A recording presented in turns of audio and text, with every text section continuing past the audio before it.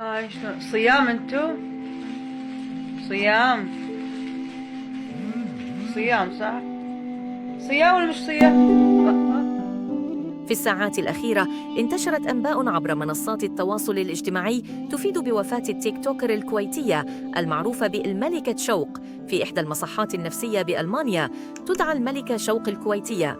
في الواقع نوير علي الهرشاني، وهي مواطنة كويتية اشتهرت بمحتواها المثير للجدل على تطبيق تيك توك.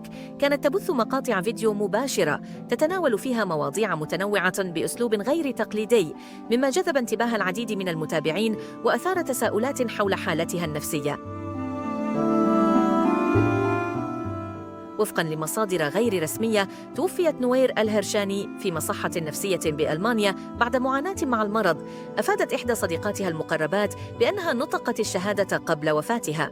حتى الآن لم تصدر أي تأكيدات رسمية من الجهات المعنية أو عائلتها بشأن هذه الأنباء.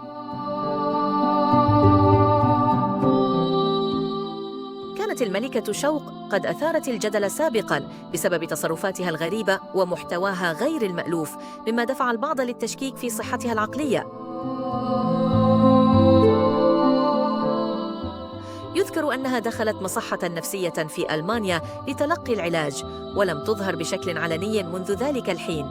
حتى هذه اللحظة لا توجد معلومات مؤكدة حول تفاصيل وفاة التيك توكر الكويتية المعروفة بالملكة شوق أو الأسباب المؤدية إليها.